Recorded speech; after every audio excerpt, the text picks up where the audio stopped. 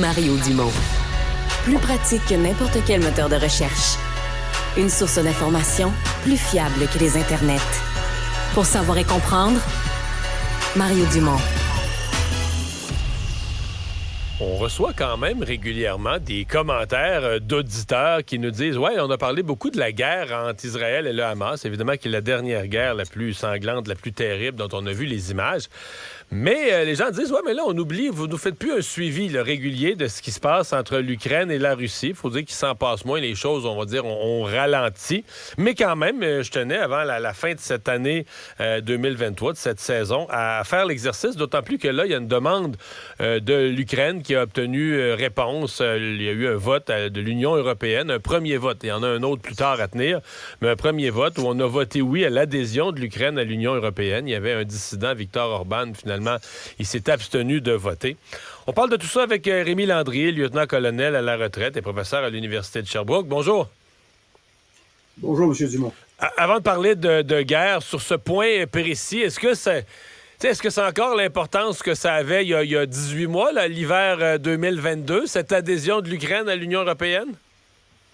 Ben, je pense que ça va éventuellement normaliser les relations entre l'Union européenne et puis l'Ukraine, et puis en même temps aussi, ça va peut-être du côté politique à l'intérieur, peut-être unifier un peu plus l'Ukraine face aux démarches de leur président. Et puis l'autre chose, je crois que ça va avoir un impact sur le moral des troupes là, en disant, bon, ben, il y a des choses qui avancent. C'est sûr que la deuxième prise de décision est aussi importante, là, compte tenu du fait que les Américains semblent hésiter, vu le Congrès américain qui est pas tout à fait d'accord pour le 80 milliards de dollars là, que Biden avait promis. Là.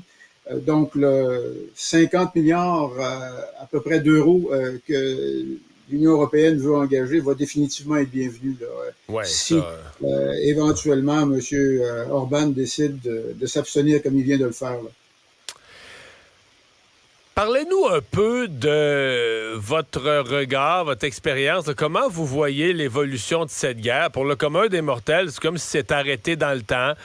Moi, je suis ça de temps en temps. J'ai l'impression, une petite avancée ici, petite avancée là, petit recul ici. Là, il y a les Russes. Depuis une semaine ou deux, on a l'impression que c'est la Russie qui dit davantage. Mais là, vous nous avez sous-estimé. On regagne un peu de terrain. Est-ce qu'il se passe vraiment quelque chose? Est-ce que ça stagne? Est-ce que Poutine est en train de gagner son pari de l'usure du temps? C'est difficile à dire.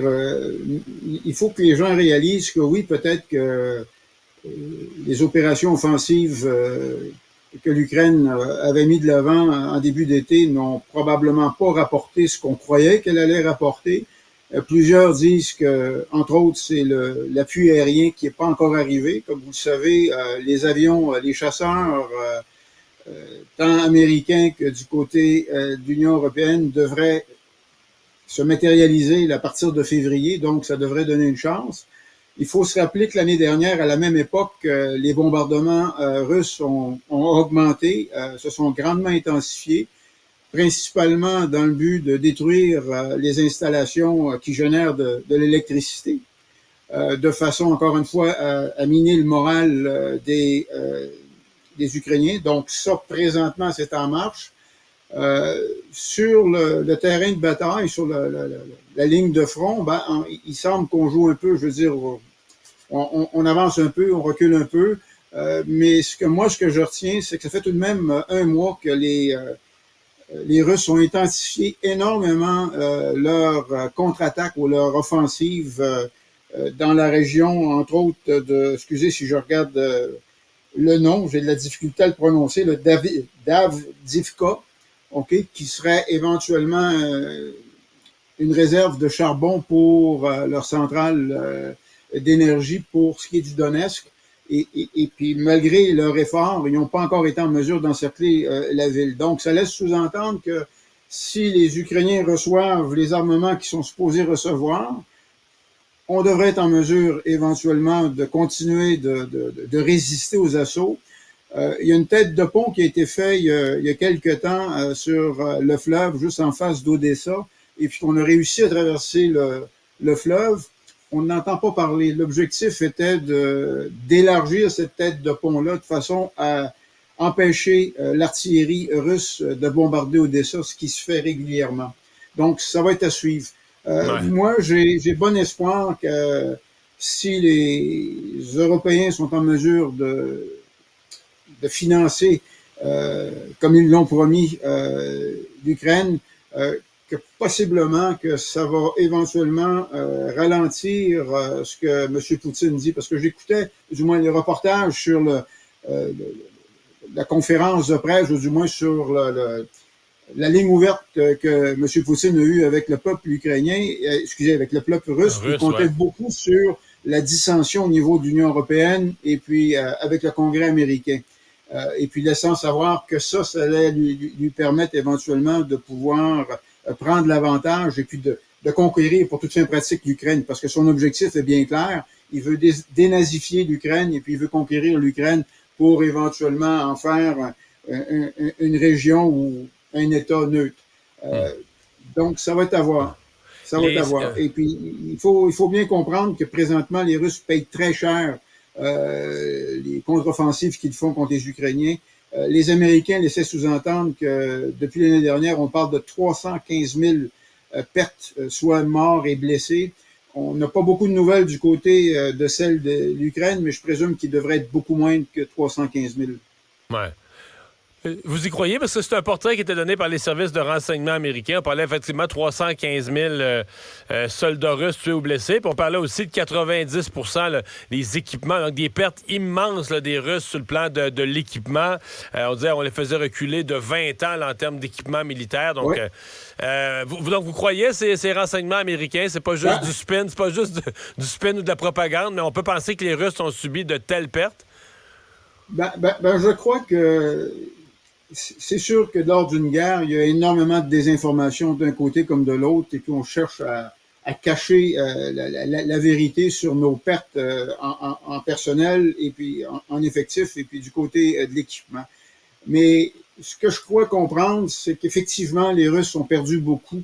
Ils n'ont pas été en mesure d'avancer. Ils n'ont pas été en mesure de briser, je veux dire, la ligne défensive que les Ukrainiens ont été capables d'établir suite aux gains qu'ils ont faits là, au printemps, du moins certains gains qu'ils ont faits du territoire que les Russes avaient conquis. Donc, ça me laisse sous-entendre que il y a des pertes du côté russe. Et puis, c'est pas juste les Américains qui disent ça, c'est d'autres instituts qui sont, entre autres, instituts anglophones, britanniques et américaines, qui laissent sous-entendre que ça coûte énormément cher aux Russes et puis qui sont pris pour sortir des boulamites des équipements là, qui sont un petit peu plus âgés.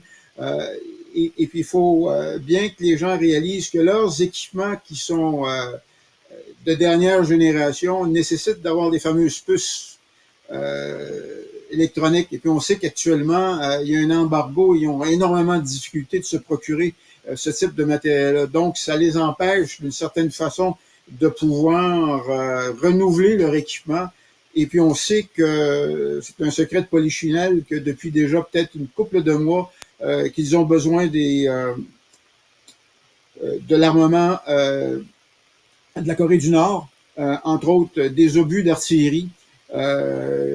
Donc, encore une fois, ça démontre qu'effectivement, même si l'intensité de leur offensive continue d'être présente, il y a tout de même des lacunes. Et puis, je crois que si le budget est présent du côté européen, si les avions sont présents cet hiver, ça va permettre définitivement aux Ukrainiens de se réessayer et de peut-être d'être capables à des endroits de pouvoir percer. Parce que c'est difficile présentement en n'ayant pas l'appui aérien. Parlez-nous, justement, parlez-nous de ça. Parce que je lisais, évidemment, pour faire de la défensive, pour empêcher la force d'en face d'avancer, tu peux te cramponner, une armée de terre, des forces de combat. Mais l'idée que pourquoi là, c'est si important le soutien aérien lorsqu'on veut avancer, lorsqu'on veut faire une progression, lorsqu'on veut avancer, pourquoi le soutien aérien est si important? J'aimerais ça que vous l'expliquiez à nos auditeurs. Pour plusieurs choses. La première chose, c'est qu'on est capable à ce moment-là de limiter l'appui aérien de l'autre côté. On est capable éventuellement, je veux dire, de faire des combats aériens puis d'empêcher l'aviation russe de pouvoir bombarder les cibles qui se déplacent. Fait que ça, c'est un gros plus. Puis deuxièmement aussi, en intégrant, je veux dire, l'avance mécanisée sur le sol conquis par la Russie, à ce moment-là, l'appui aérien est en mesure de pouvoir cibler certaines choses. Je ne sais pas si vous vous rappelez, mais il y a 3 lignes de défense actuellement que les Russes ont été en mesure de construire là, durant tout près de 8 ou 9 mois, où il n'y a pas réellement eu d'offensive ukrainienne. Et puis ces lignes de défense-là sont en profondeur. Donc, c'est des lignes de défense qui sont avant tout, je veux dire, avec des obstacles de chars, avec des champs de mines. Donc, le fait d'avoir l'appui aérien va permettre d'avoir une meilleure couverture, va permettre de peut-être aussi d'être en mesure, dans des points bien spécifiques, de pouvoir avoir une concentration de force. Habituellement, on dit que pour être capable de vaincre un ennemi qui est en position défensive, il faut avoir un ratio de force plus élevé que 3-1. Donc, avec l'aviation, avec les drones, avec l'artillerie, à ce moment-là, on est capable d'avoir un ratio qui est beaucoup plus élevé que les forces qui sont en présence. Et puis, c'est toujours une question de concentration de force. C'est sûr que les Ukrainiens ne pourront pas avancer sur 1000 kilomètres. Ils ont déjà ciblé certains endroits. On pense, entre autres, dans la région de Kherson, puis surtout dans la région de Zaporizhzhia, là, de façon à pouvoir atteindre le plus vite possible la mer d'Azov, couper, parce que c'est ça qui est l'objectif, de couper les lignes de ravitaillement et puis d'isoler la Crimée à ce moment-là. Ça sera à voir, mais encore une fois, comme je viens de vous dire, les Russes ont été en mesure de mobiliser récemment tout près de 150 000 hommes. Ils ont à peu près 800 000 hommes de déployés actuellement dans les zones conquises en Ukraine. Ils ont un avantage du côté personnel, mais ça lui coûte très cher. Puis je connais pas l'impact que ça a du côté russe, sauf que, comme vous le savez, il n'y a pas de liberté de presse en Russie, donc toute l'information est gérée et contrôlée par M. Poutine. Douteuse, oui. Dernière question, parce qu'à un point, on se disait, bon, là, si Poutine prend l'Ukraine, il va vouloir en prendre d'autres. Je pense que ce serait encore son intention. Sauf que là, au niveau militaire, je veux dire, Poutine, à la fin de cette guerre-là, mettons dans le scénario où ils réussissent là, à garder une partie de l'Ukraine, à prendre une tranche de l'Ukraine après une guerre de 3 ans, vous nous décrivez à quel point elle lui coûte cher. On a l'impression que la Russie ne sera pas prête le lendemain matin pour se lancer en guerre contre l'OTAN, là. Le temps est pour eux. Regardez ce qu'ils ont fait en 2014. Ils ont conquis la Crimée. C'est vrai. Ils ont conquis une partie du Donetsk. Ils ont attendu. C'est ça qui est inquiétant présentement pour les Ukrainiens. Puis c'est ça qu'ils essayent de dire aux gens. Attention, si on décide, si vous nous imposez un cessez-le-feu, ce qui va arriver, c'est que tout simplement, M. Poutine va reconstruire ses forces armées, va se repréparer, et puis d'ici 2 ans, 3 ans, il va refaire la même chose. C'est pour ça que c'est pas juste l'Ukraine qui a des démarches pour joindre l'Union européenne, la Moldavie aussi, parce que c'est les deux pays actuellement là, qui sont en danger là, éventuellement d'être conquis par la Russie. Puis comme vous le savez, en Moldavie, sur la frontière ukrainienne, il y a une bande là, qui actuellement qui est déjà pro-russe. Oui, c'est ça. Oui, et puis les Russes ont énormément d'équipements militaires là aussi de déployer. Donc, moi, ce que je vous dis, c'est que le discours de M. Poutine était clair. Il veut dénazifier l'ensemble de l'Ukraine.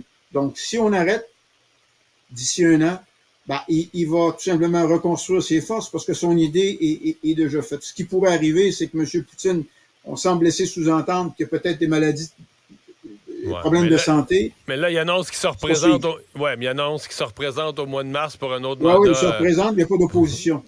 Non. C'est pas facile d'être l'opposition en Russie. Il faut faire attention. Non, c'est pas facile. Tu peux demander à M. Navalny, là, on a perdu complètement sa trace. Ouais. Et puis, il doit être dans un environnement où il n'y a pas beaucoup de soins de santé. On sait qu'il y avait une santé qui était fragile, où ce qui doit probablement travailler de longues heures avec très peu de nourriture. Donc, je ne sais pas exactement qu'est-ce qui va se passer avec ce monsieur-là. Merci beaucoup d'avoir été là. Au revoir. Ça fait plaisir. Au revoir.